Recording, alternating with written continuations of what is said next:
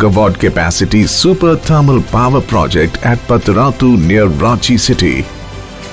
In first stage, there are 3 units of 800 megawatt being constructed by BHEL through EPC contract. Chimney is the highest structure of project and fall from height is major concern. To ensure safe working condition, many initiatives have been taken.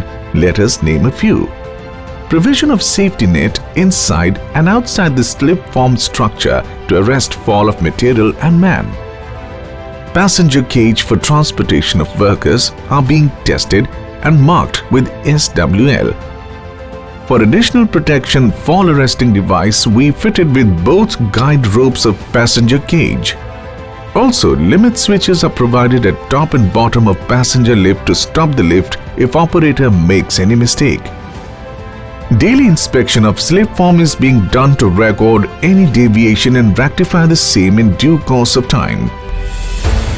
Rebar caps for protruding TMT rebar from ground and foundations in cable hanger for organizing electrical cable in workplace is a unique initiative that has been taken for ensuring site visits, meetings and motivations. Site inspection and visits are vital tools for ensuring sustainable, safe working conditions.